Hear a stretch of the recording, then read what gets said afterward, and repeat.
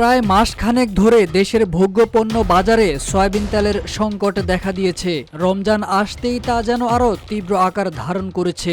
রমজানের শুরুতে সবজি বাজার ক্রেতাদের অনুকূলে থাকলেও সয়াবিন তেল বাজার থেকে উধাও হয়েছে। এ নিয়ে সাধারণ মানুষের পাশাপাশি ক্ষুব্ধ হয়ে সামাজিক যোগাযোগ মাধ্যম ফেসবুকে একটি পোস্ট দিয়েছেন জনপ্রিয় অভিনেতা ওমর সানি।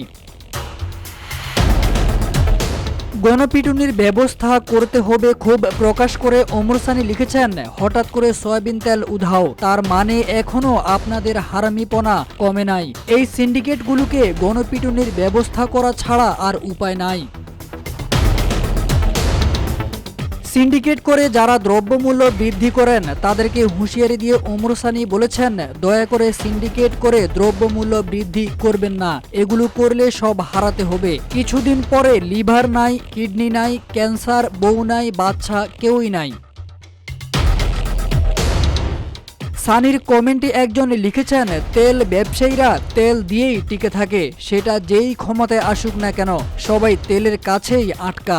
আরেকজন লিখেছেন, কিছুই বলার নাই, পৃথিবীর অন্যান্য দেশগুলোতে যখন রমজান মাসে পণ্যের দাম কমে অর্ধেকে নেমে আসে, সেখানে আমাদের দেশে পণ্যের দাম বেড়ে দ্বিগুণ হয়ে যায়। এদের বিচার আল্লাহ করবেন। বাংলাদেশকে বৃহত্তর মুসলিম দেশ হিসেবে সন্দেহ প্রকাশ করে একজন বলেছেন, 90% মুসলিম দেশে রমজানে জিনিসপত্রের দাম কমানোর পরিবর্তে আরও 3 গুণ বাড়িয়ে দেওয়া হয়। তাহলে প্রশ্ন হলো, কোন ভিত্তিতে এটা মুসলিম বৃহত্তর দেশ হলো? তারেক আজিজ খান, রূপালী বাংলাদেশ।